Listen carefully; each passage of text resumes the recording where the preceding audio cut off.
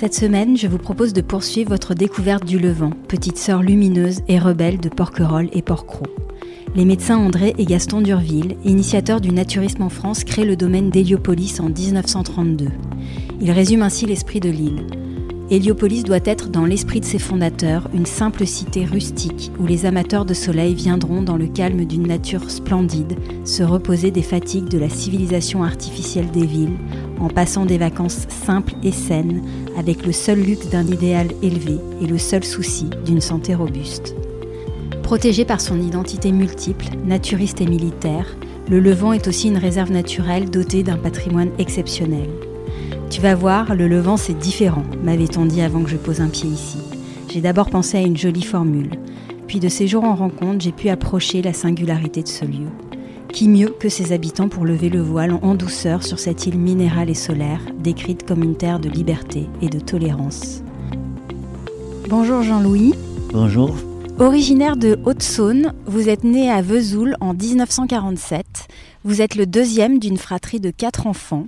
Vous passez une partie de votre enfance dans les Vosges, puis en 1952, vos parents viennent s'installer à Hyères, puis à Sifour en 1954. Vous découvrez l'île du Levant à 20 ans, en 1967, où vous choisissez de faire votre service militaire en tant qu'opérateur radar, après un passage rapide à Porquerolles. Au Levant, vous rencontrez votre femme et travaillez un temps comme manœuvre en maçonnerie. Vous quittez l'île quelques années, retournez à Vesoul puis à la Seine-sur-Mer où vous occupez des postes de mécanicien dans une station-service et de fraiseur alaiseur sur le chantier naval de la Seine-sur-Mer. En 83, vous rachetez l'entreprise de transport de marchandises et de personnes du Levant, fonction que vous occuperez jusqu'en 2006. Vous partagez votre temps aujourd'hui entre le Levant et la Seine-sur-Mer.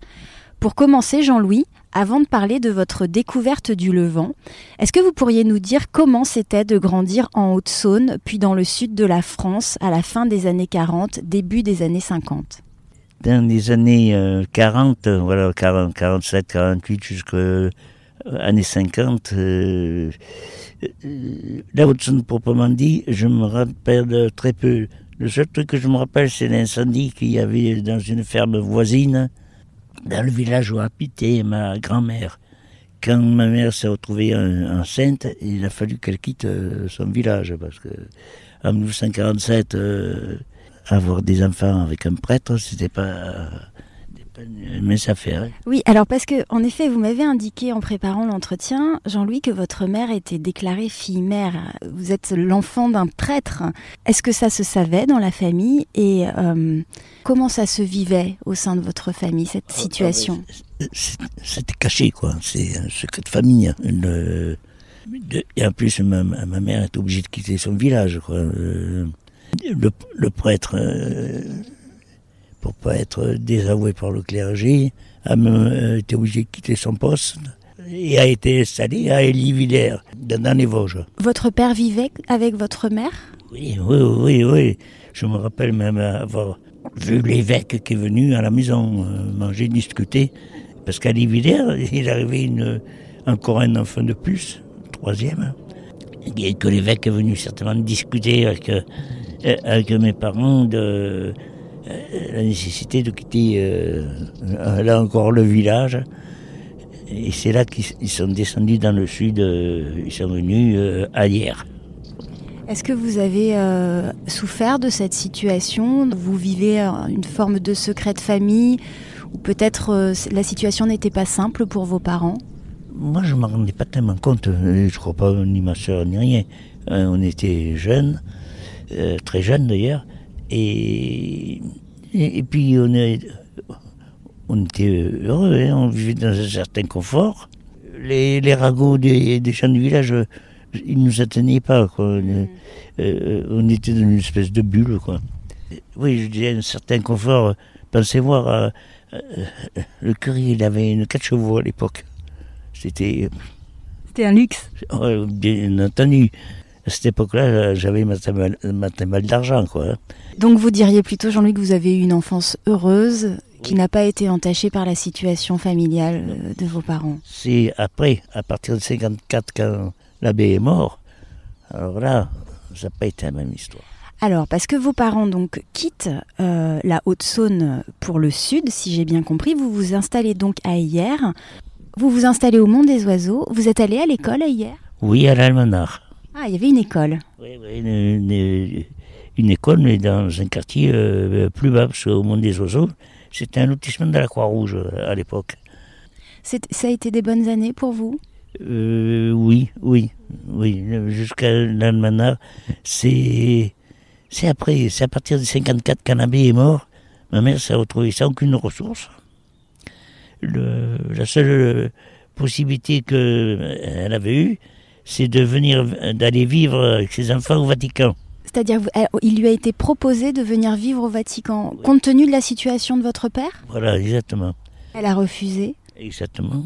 Elle ne voulait pas que je sois italien, ni qu'on finisse dans un couvent. Et donc, vous déménagez avec votre maman à Sifour ? De Hyères, parce qu'à Hyères, il y a eu encore un nouvel enfant. Et là, il a fallu quitter Hyères. C'est comme ça qu'on est atterri à Sifour. Et c'est là que l'abbé est mort. C'était en 54, là. Sifour 54. Vous avez fait votre scolarité à Sifour ? Exactement. Au début, moi, j'étais dans une école privée religieuse qui était à Sanary, chez les frères. Quoi. Loin de votre maman ? Non. Ma mère avait une place d'institutrice chez les sœurs à Sanary. Je termine mon école primaire à 12 ans, en gros. Voilà. Ensuite, j'ai passé, à cette époque-là, c'était les concours. Je passe un concours pour obtenir une bourse. Bon, je travaillais bien, j'étais un bon élève. Et j'obtiens ma bourse et je rentre au lycée du Mont d'Urville en 6e. Je rentre en 3e, comme il faut. Je passe mon brevet comme il faut et je rentre en seconde. Là, je commence à rentrer en politique. C'était la fermeture des chantiers, on commençait à licencier mon père de l'époque. L'homme avec lequel votre maman s'était remise ? Voilà. J'étais remise en 58. Était menacé d'un licenciement. Surtout à l'époque, en fait, les chantiers, ça semblait comme notre seul débouché possible pour gagner sa vie. Oui, à la fin de l'école, quoi. De plus en plus, je m'engage en politique, aux jeunesses communistes, notamment. Ça me perturbe un peu dans mes études parce que ça passe un second pour moi. Vous allez jusqu'au baccalauréat ou pas ? C'est ça, la terminale, c'était le baccalauréat. C'était le bac de technicien fabrication mécanique.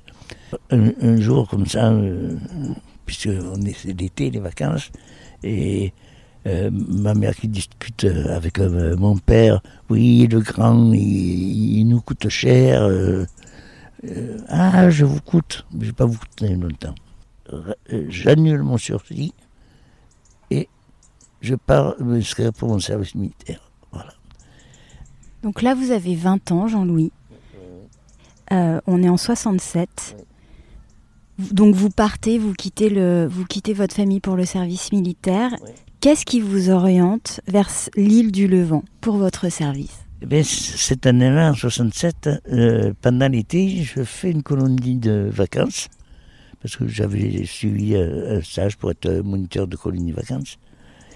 Et je connais une femme qui avait une petite fille qui avait 23 ans ou 24 ans, comme ça. Moi, j'avais 20 ans, quoi. J'allais sur 20 ans.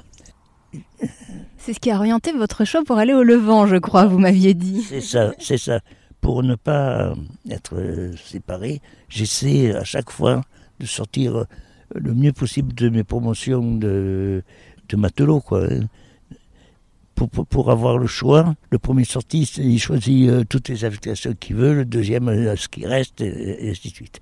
Donc, à chaque fois, je sors de mes promotions et je choisis l'endroit qui me rapproche le plus de la Seine. C'est comme ça que j'ai choisi d'être détecteur radar, opérateur radar et que j'ai fait mon école à Porquerolles.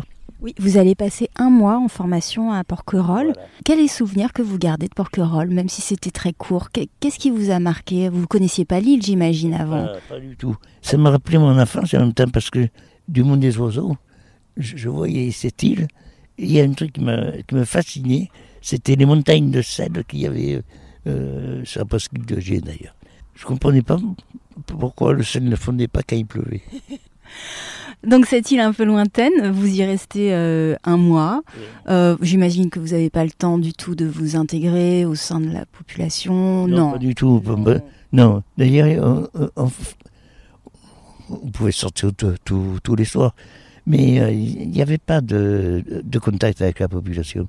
On avait d'abord tout ce qu'il nous fallait. C'est une armée, t'es nourri, t'es logé, t'as le gîte, le couvert. Donc on n'avait pas...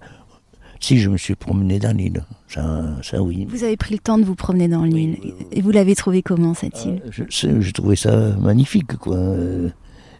Et à cette époque-là, un truc qui m'interrogeait, c'est pourquoi ne pas cultiver cette île? Voilà.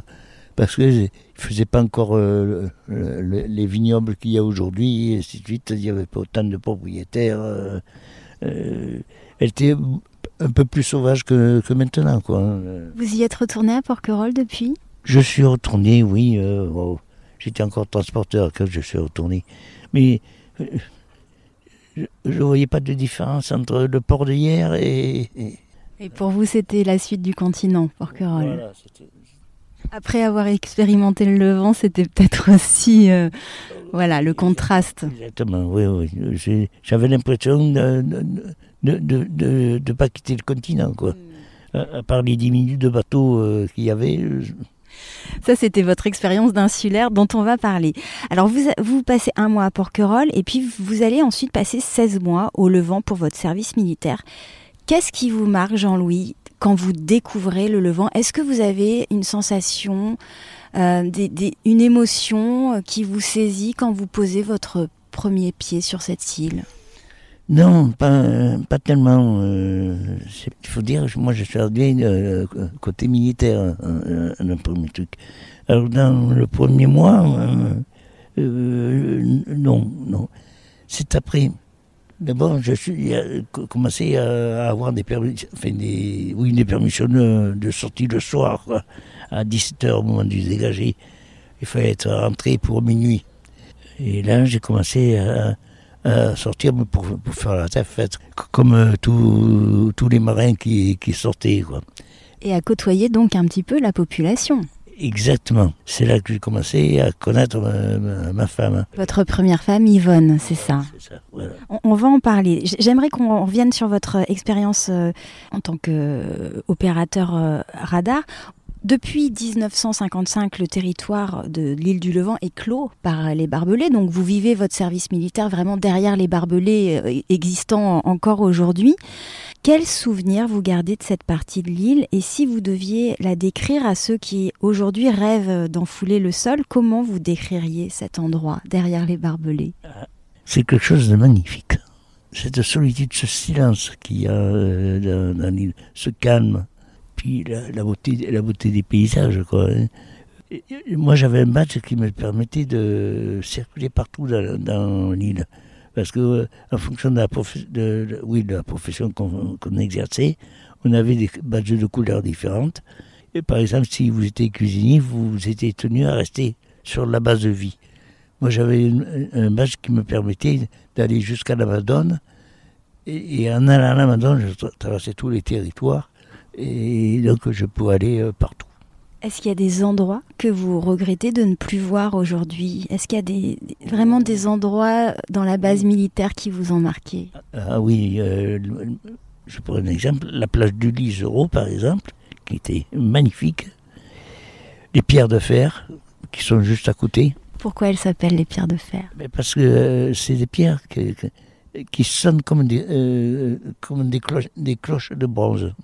Quand on les frotte? Oui. Quand on tape dessus, elles résonnent.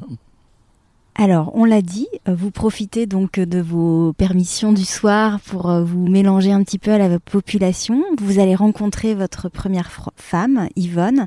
Comment se déroule votre rencontre ? C'est assez simple. C'est quand j'ai touché ma solde, à l'époque, c'était 18 francs. Oui, 18 francs par mois. Et avec ces 18 francs, quand je payais une mentalo ou une mentale à limonade, à Yvonne, je lui payais un coup, c'était un pastis, c'était 18 francs, il n'y avait plus rien. Donc vous l'avez rencontrée à l'époque, elle logeait chez une femme qui s'appelle Georgette Bénite, c'est ça, qui était une figure sur l'île, je crois. Est-ce que vous pourriez nous dire quelques mots de cette femme ?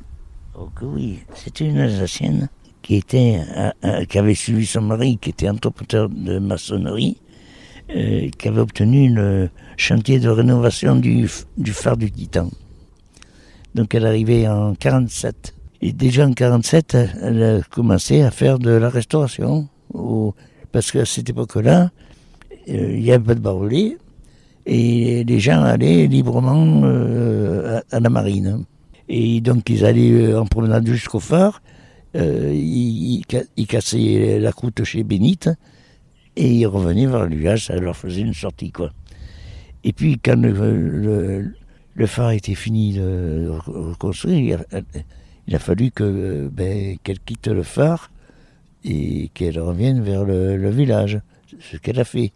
Et ensemble, Bénite avait trouvé un autre chantier à faire, c'était la construction de Villa Capri. C'est où maintenant la municipalité on a fait la bibliothèque, les appartements pour les policiers qui viennent faire les renforts d'été. Donc Georgette regagne le village et là elle ouvre une table.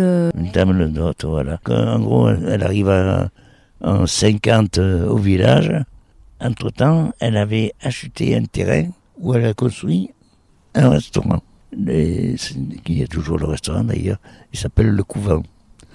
À cette époque-là, ça s'appelait chez Georgette. Qu'est-ce qu'elle avait de particulier ? Vous m'avez dit que c'était quand même un personnage, cette femme. Quels étaient ses traits de caractère ? Le verbe haut. Elle avait des avis sur tout, et sur tout le monde, et elle le faisait savoir. Elle était appréciée ? Elle ne laissait pas les gens indifférents. Si on était dans ses critiques, c'était difficile à digérer, mais quand on n'était pas, ça nous faisait rigoler. Et c'était là d'ailleurs que vous rencontrez votre femme, parce qu'elle logeait chez Georgette. Exactement. Votre femme est arrivée quand sur l'île et qu'est-ce qu'elle y faisait ? Comment elle est arrivée ? C'était une parisienne, femme d'artisan, bien installée d'ailleurs. C'est Rioux, il s'appelait Rioux, son mari à l'époque, qui avait découvert l'île du Vent au début de leur mariage, quoi. Et il était venu en vacances d'abord tout seul, puis ensuite il emmenait sa femme régulièrement. Il avait découvert Georgette en tant qu'habitude à la table d'hôte, quoi. En 1966, lui, il avait arrêté son activité de peintre en région parisienne et il s'installe au Levant comme peintre. Alors qu'il était en discussion avec Georgette pour lui racheter son établissement, parce qu'elle était toujours à courir le diable par la queue, quoi. Elle s'était mise en cheville avec Yvonne pour que Yvonne apporte le fond, Yvonne et son mari. Et qui reprennent la suite. La direction, mais elle restait dans les cuisines, quoi. Donc une sorte d'association, quoi. Alors Yvonne avait déjà payé des acomptes à peu près la moitié.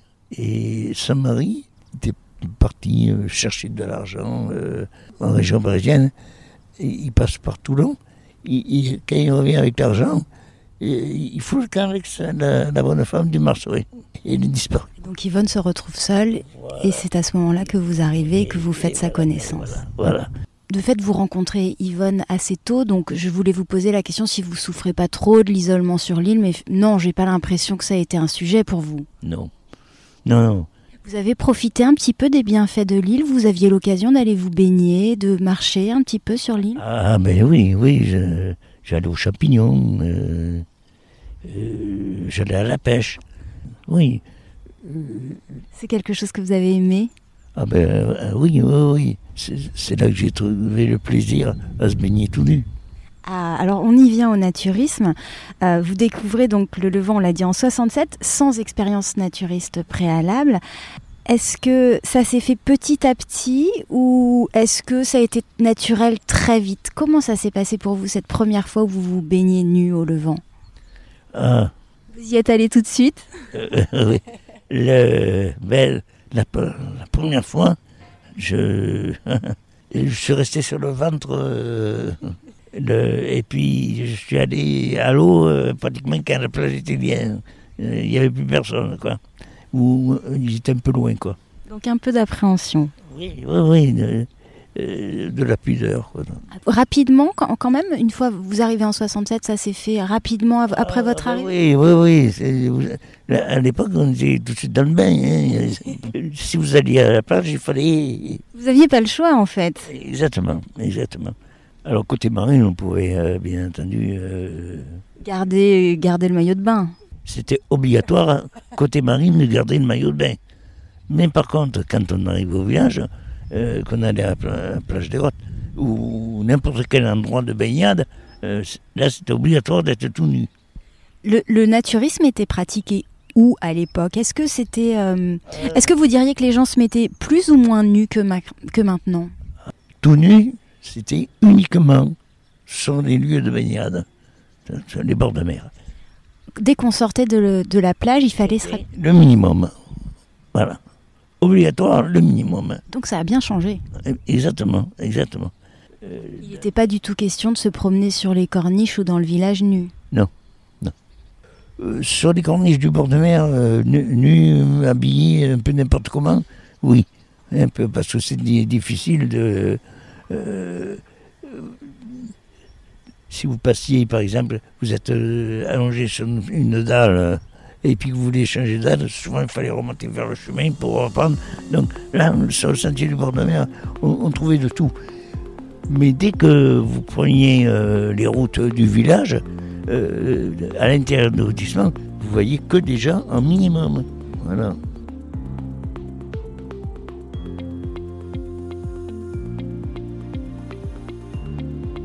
Bon, donc vous découvrez, vous avez une vingtaine d'années le naturisme.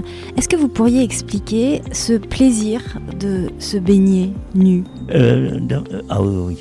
D'ailleurs, c'est quand vous rentrez dans l'eau nue, vous avez l'impression comme si on vous enlevait une peau. Vous vous trouvez extrêmement léger, vous avez le plaisir de sentir l'eau sur tout votre corps, vous vous sentez vivant. Voilà. Je crois que c'est une belle façon de le décrire. Vous vous sentez vivant, c'est vraiment ça. Oui. Quelle est votre définition à vous du naturisme, Jean-Louis? Vivre le plus simplement du monde, vivre que dans ce dont on a besoin, l'essentiel, et tous les superflus, les laisser de côté. Je dirais pas que c'est une vie d'ascète, mais c'était un petit peu ça, mais au Levant par exemple, sans se prouver des plaisirs de faire la fête, de boire un coup. C'est pas incompatible. Non. Mais par contre, il y a une forme de simplicité, de rusticité dans la façon de vivre. Exactement. Vous semblez coller complètement à l'esprit originel instauré par les Durville, puisque je rappelle que les médecins, donc André et Gaston Durville, ils résument l'esprit de l'île dans cet extrait du cahier des charges du syndicat d'administration d'Héliopolis en disant « Héliopolis doit être une simple cité rustique où les amateurs de soleil viendront dans le calme d'une nature splendide, se reposer des fatigues de la civilisation artificielle des villes, en passant des vacances simples et saines, avec le seul luxe d'un idéal élevé et le seul souci d'une santé robuste. » Donc, ce que vous m'avez décrit, c'est vraiment ça. Et c'est l'article numéro 1 du cahier des charges. Absolument, c'est l'article numéro 1 du cahier des charges du syndicat d'Héliopolis. Est-ce que vous pensez que cette vision des Durville a toujours cours aujourd'hui, selon vous? Est-ce que l'esprit originel a été conservé? Non. Qu'est-ce qui a changé, De Jean-Louis? reniement en reniement, il y a une dégradation complète de cet esprit. Dans quel sens? Déjà au niveau des mœurs. Vous ne pouvez pas aller en famille à la plage des Grottes parce qu'il y a des homos qui se livrent à leurs ébats sans retenue. Alors on se prive des familles. En plus, alors il y a une espèce de ségrégation qui se fait entre les homos et les non-homos. Et ça se fait au niveau des baignades, et ainsi de suite, mais en remontant jusqu'au niveau du village, ça reste séparation. Il n'y a plus ce mixage qui existait, où il y avait les riches, les pauvres, où tout ça n'existait pas, on ne faisait pas de différence. Le naturisme reste aujourd'hui une pratique qui est assez confidentielle, qui suscite parfois, sinon le rejet, au moins la curiosité. Est-ce que vous, Jean-Louis, vous avez pu faire l'expérience d'une certaine forme d'incompréhension ou de curiosité de la part de proches ou d'amis? Ça, oui, au début, ça existait. Si je vous disais que quand, dans les gens qui venaient passer leurs vacances sur l'île, ils donnaient leur courrier à d'autres pour que leur courrier soit posté au Lavano et non pas à l'île du Levant. Par exemple, on ne sait pas l'île du Levant. Je vais en vacances sur une île à côté de Porquerolles.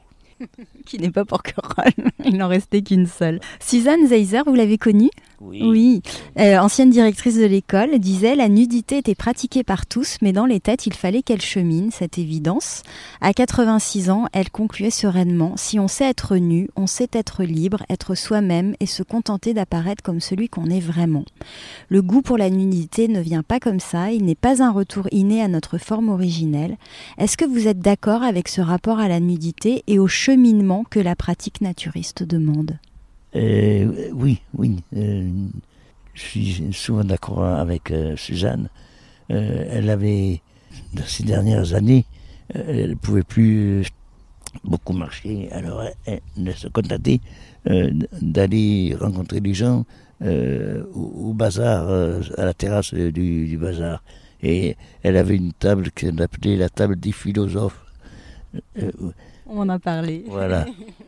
Parce qu'on débattait beaucoup avec elle. Voilà, exactement. Donc même moi, souvent je discutais avec elle. Donc Vous pouvez qu'adhérer à ce qu'elle dit. Voilà, le fait qu'il faille un peu de temps pour vraiment être naturiste.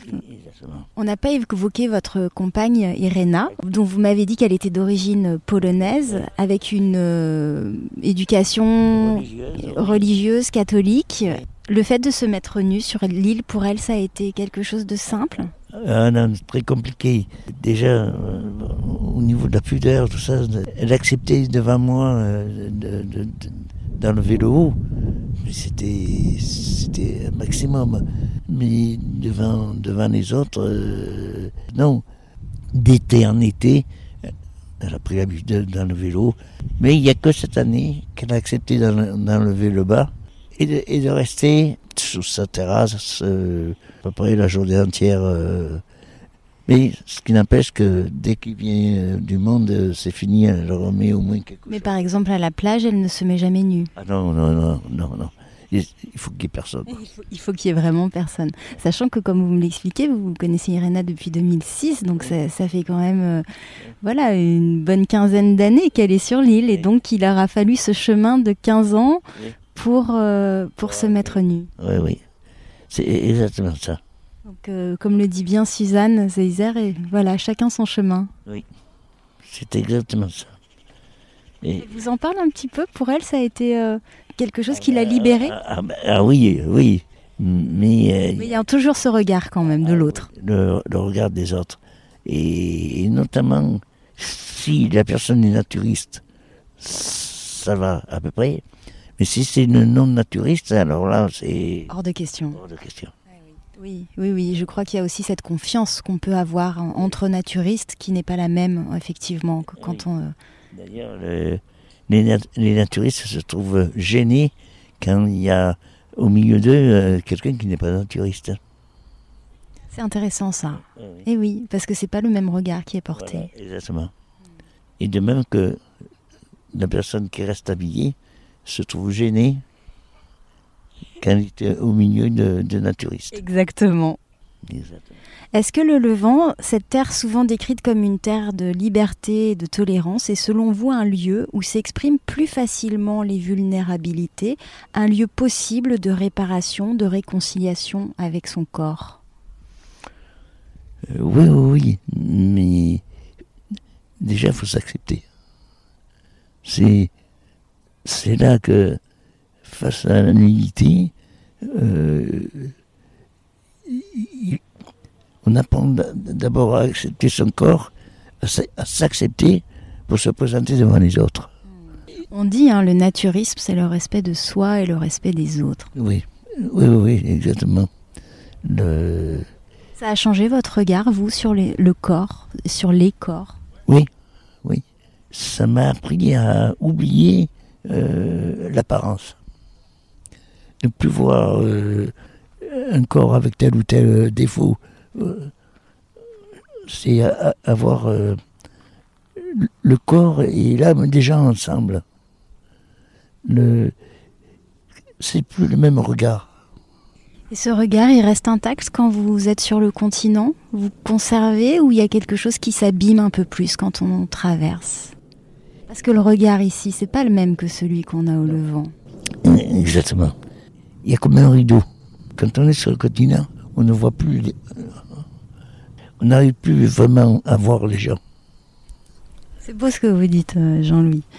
On va revenir à votre histoire et à votre parcours. Après votre service militaire, vous vous installez avec Yvonne chez Georgette et vous exercez pendant une courte période en tant que manœuvre en maçonnerie sur l'île. Puis vous quittez le Levant pour Toulon, puis Vesoul où vous faites un stage en mécanique et vous revenez finalement vous installer à la Seine-sur-Mer en 71. À partir de 72, vous revenez au Levant en vacances et les week-ends chez Georgette.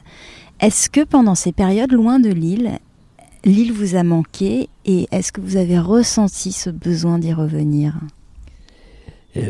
Oui, c'est indéniable d'ailleurs, parce qu'autrement je ne serais pas revenu. Voilà. D'autant qu'il y a eu presque un phénomène d'exclusivité, quoi. J'allais nulle part ailleurs qu'à l'île du Levant, quoi. Quand vous aviez un moment, c'était l'île du Levant. Voilà, exactement. C'est un peu comme une drogue. Je comprends. En 83, vous décidez de racheter l'entreprise de transport de marchandises et de personnes du Levant, un dénommé Sapia, c'est ça ?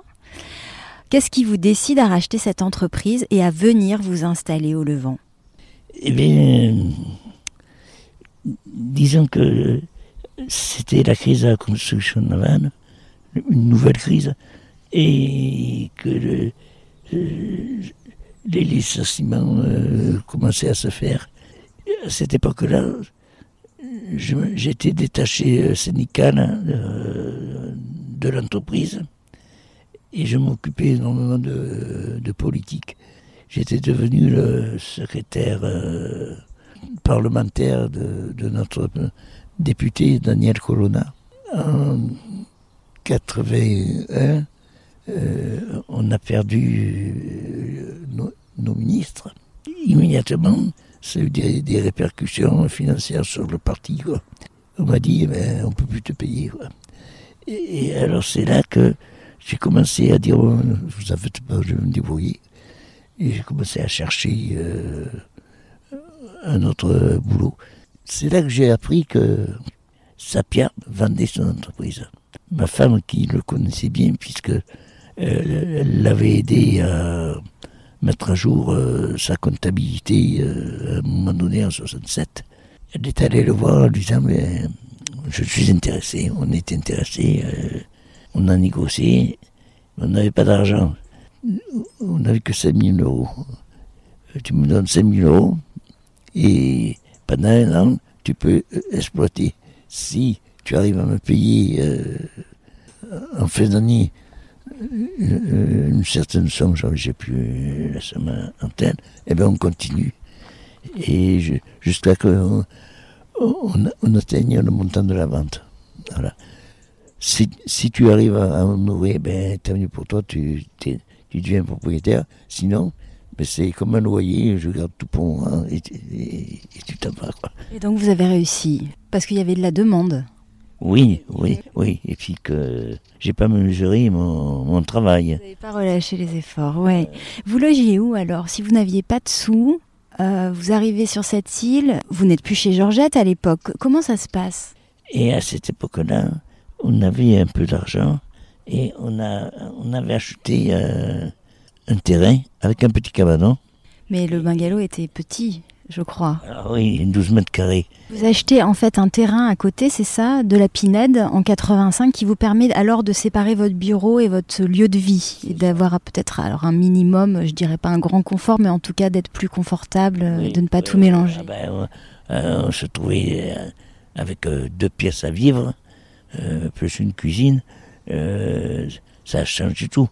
Parce que, en plus, avec l'eau courante, c'est-à-dire l'eau qui venait directement de la citerne jusqu'à l'évier, alors qu'avant il fallait pomper, remplir des poubelles d'eau d'avance, et avec une casserole. Oui, c'était vraiment très rustique. Là, on est vraiment dans l'esprit des Durville. Surtout qu'il n'y avait pas encore l'électricité à l'époque. Non, il n'y avait pas d'électricité, non. Pour avoir la télévision, j'avais un câble qui partait de chez Colombero, qui est une amie. Colombero, c'était quelqu'un qui tenait un camping. J'avais un câble qui partait de son groupe électrogène jusqu'à la maison, 100 mètres plus loin, quoi. En quoi consiste, Jean-Louis, votre activité de transport à l'époque? Comment se déroulait une journée type de travail? Oh, mais mon activité de transport, c'était tout ce qui arrivait par les bateaux, de le prendre en charge et de le distribuer chez les gens. Voilà. Et puis, tous les voyageurs qui ne voulaient pas monter à pied, les prendre en charge et les mener en destination comme un taxi. Donc vous étiez calé sur les horaires de navette? Exactement. Mais il y avait 2 compagnies principales qui étaient la TLV et les Isidore, mais il y avait aussi d'autres bateaux qui venaient, surtout l'été. Il y avait plus de compagnies maritimes à l'époque? Oui. Il y avait notamment des compagnies de bateaux qui venaient de Toulon et puis de Cavalère. Vous dites donc les îles d'Or, la TLV, Amour des îles aussi, c'était le nom des compagnies, c'est ça? Et donc vous étiez calé à la fois sur les liaisons maritimes qui assuraient la desserte des passagers, du courrier aussi, des denrées alimentaires, c'est vous qui gériez tout ça? Exactement. Et l'approvisionnement en matériaux de construction, c'était vous aussi? C'est moi aussi, oui. C'est vous aussi, oui. Donc vous n'arrêtiez pas en fait de faire des navettes entre le port et les habitations, les commerces, ce genre de choses. Oui. Je pense que c'est une activité qui vous a permis vraiment de connaître tout le monde sur l'île. Ah oui, exactement. Pratiquement chaque foyer, j'avais accès, quoi. Vous avez aimé pratiquer cette activité? Oui. Qu'est-ce qui vous plaisait? Les contacts humains. Et puis, ce qu'on n'a pas rappelé pour ceux qui ne connaissent pas le Levant, c'est que c'est une île très pentue, qu'il faut être en bonne condition physique pour rejoindre le port au village. Je crois qu'il n'y a pas de véhicule, à l'exception de celui qui sert au transport de personnes et de marchandises. Oui. Le véhicule qu'il y avait, c'était le bazar qui avait une Jeep pour... parce qu'il avait le gaz, il avait une concession de gaz pour livrer les bouteilles de gaz.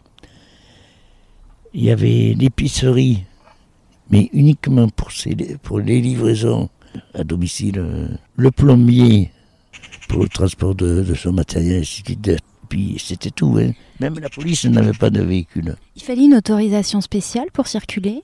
Ah oui, d'ailleurs il en faut toujours. Mais je crois que c'est remis en cause, non? Il n'y a pas en ce moment des débats justement sur des autorisations qui pourraient être accordées plus largement, et d'ailleurs ça pose quelques questions aux Levantins qui sont attachés au fait que la circulation soit réduite. Oui, exactement, parce que au nom de quoi vous allez autoriser tel ou tel à avoir un véhicule. En dehors de des cas pour lesquels qui sont limités. Le syndicat, il est confronté à deux trucs.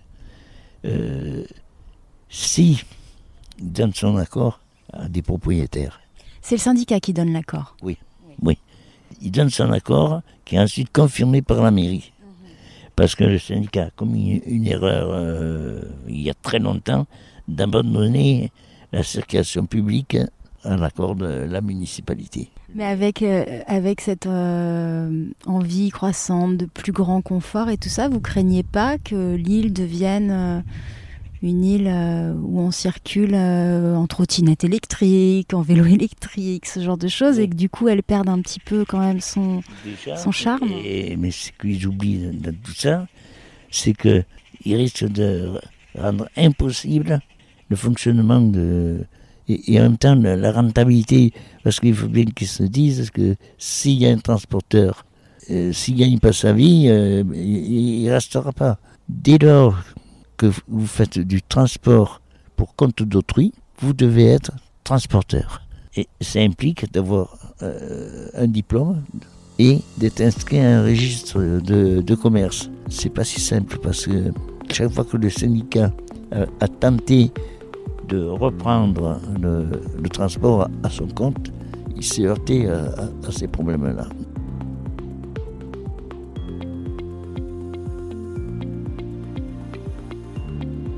Vous avez étendu votre activité aussi à la maçonnerie et aux travaux publics. Sur quel chantier vous avez travaillé principalement sur l'île ? Principalement, c'était mon plus gros chantier, ça a été la remise en état de la plage des Grottes après l'éboulement qui a eu lieu en 85, je crois.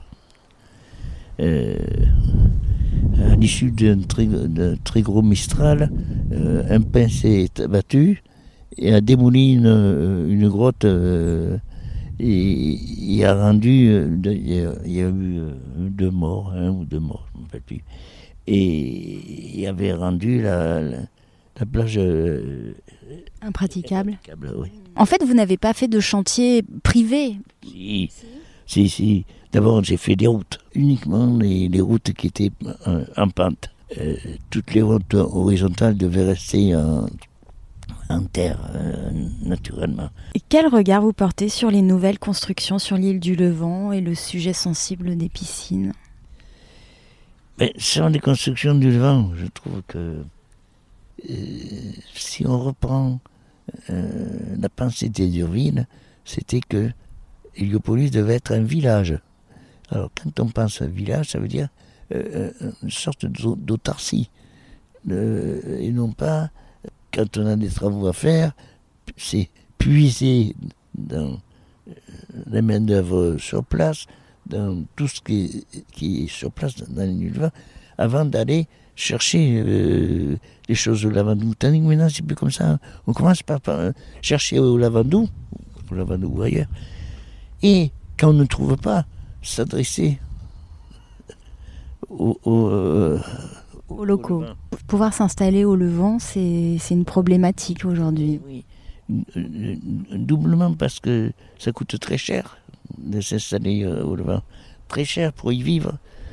Et si vous ne donnez pas une possibilité de ressources, qu'est-ce qu'ils vont rester là, les gens ? C'est quelque chose que vous avez vu évoluer, ça, une diminution de la vie de village, de la vie sociale, des habitants à l'année. Oui. À partir du moment où il y a eu l'électricité, tout ça a commencé à changer.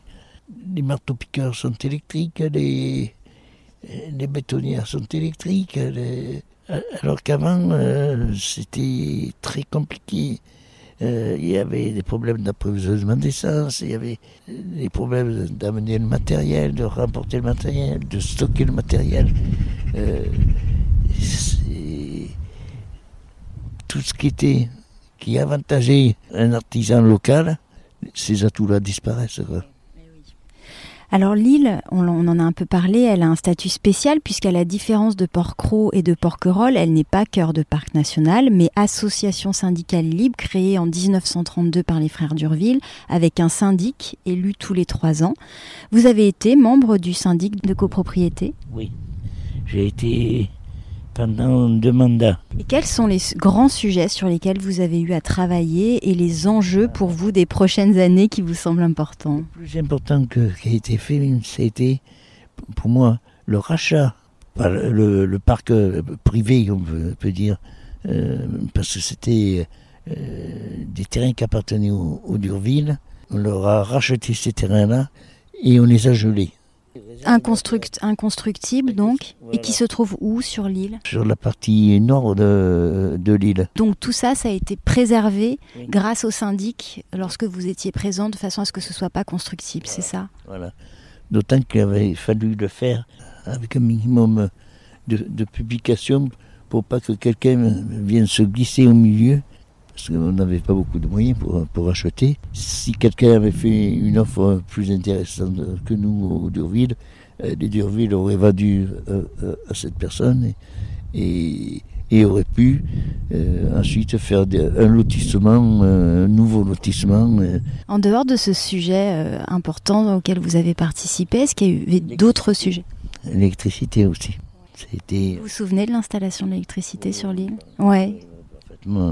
C'était une révolution? Oui. Ouais.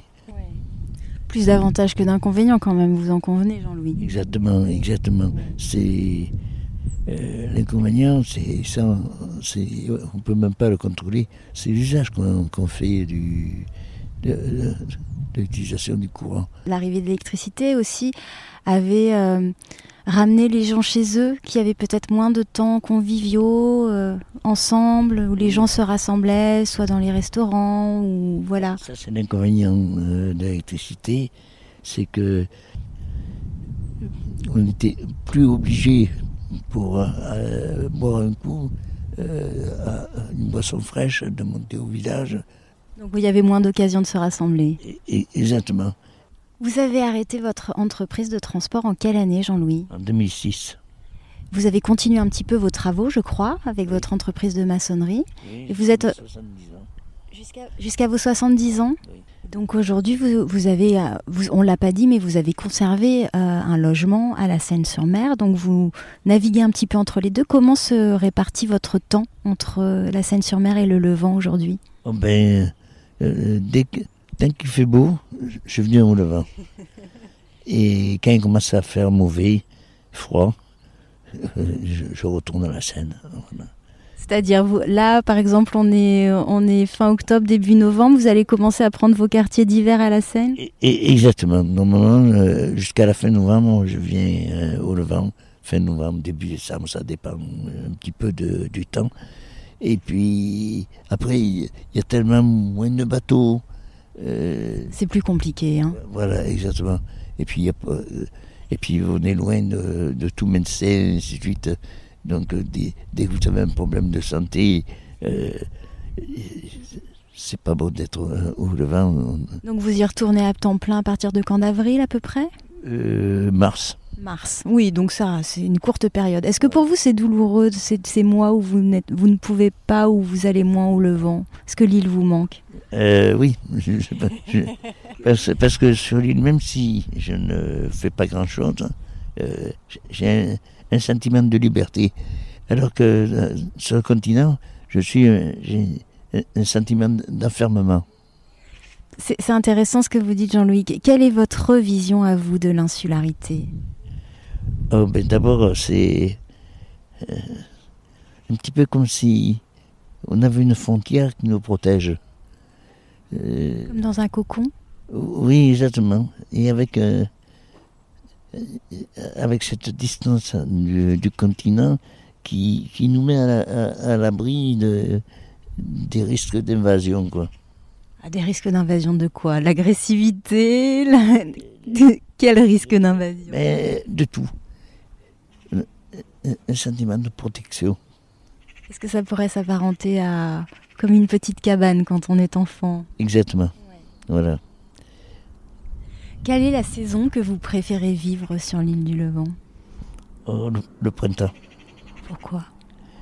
Printemps et automne. L'été, c'est un peu plus difficile. Il y a beaucoup de touristes et ça pose un certain nombre d'inconvénients, la venue de ces touristes. La saison intermédiaire, vous aimez bien? Ouais. Quand la nature renaît aussi et que l'île est plus calme. C'est magnifique, au mois de mai, toutes ces fleurs. C'est pas des fleurs autochtones, mais... Oui, il y a une très belle végétation exotique aussi au Levant. Voilà, les propriétaires cultivent ça, hein. Les jardins du Levant, c'est quand même une merveille. C'est ça. Quels sont vos endroits préférés sur l'île? On en a évoqué tout à l'heure un petit peu du côté militaire, mais il y en a peut-être d'autres qui pour vous sont forts symboliquement, que vous aimez particulièrement. La plage des Moines. Pourquoi? Parce que c'est un côté sauvage, beaucoup plus important que les grottes. Quand vous êtes aux Moines, vous avez l'impression d'être seul au monde dans l'île est à vous. Est-ce que vous pourriez me raconter un souvenir ou une anecdote marquante que vous avez vécue au Levant?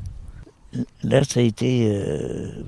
j'ai vraiment eu peur, là. Je crois que le capitaine aussi. Parce qu'en fait, qu'est-ce qui s'est passé? C'est une navette qui s'est approchée un petit peu trop près pour accoster. Vous m'avez parlé de cet inverseur de marche là, qui s'est enrayé. Quand les bateaux accostent, ils arrivent en marche avant avec les moteurs au ralenti. Mais au dernier moment, quand il faut arrêter le bateau, ils ont une manette qui est l'inverseur, c'est-à-dire que de marche avant, ils passent en marche arrière. Et ils donnent un coup de gaz pour donner un coup de frein et stopper le bateau. Et là, le coup de frein, il n'a pas répondu. Et le bateau continuait d'avancer.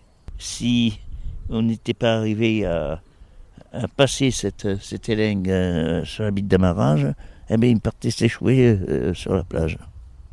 Voilà.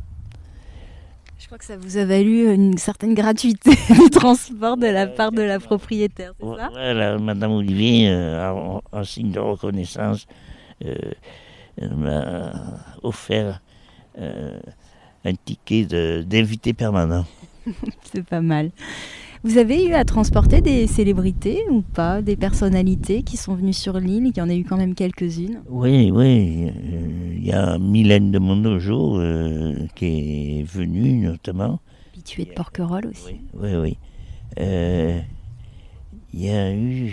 Vous m'aviez parlé du tournage du Mystère de la Chambre jaune et du Parfum de la Dame en noir. C'était pas Denis Podalides, Pierre Arditi? Pierre Arditi. Voilà, Pierre Arditi, c'est celui que je cherchais. En plus de 50 ans, Jean-Louis, comment vous avez vu l'île évoluer? Quels sont pour vous les grands changements? D'abord, la composition sociale de l'île. Les gens qui viennent maintenant n'ont plus rien à voir avec ceux d'il y a 30 ans. C'est plus diversifié. Et puis, il y a des voyeurs. Ça, c'est quelque chose qui a disparu. Vous l'expliquez? Le nu maintenant n'est plus un mystère, c'est plus caché. C'était notamment dans les années 80, l'époque où c'était j'enlève le haut, quoi. Qui a été... et puis maintenant, avec l'internet, le porno, ainsi de suite, il n'y a plus... Est-ce qu'il y a quelque chose que vous regrettez dans le Levant de la fin des années 60? Le changement de mentalité. Il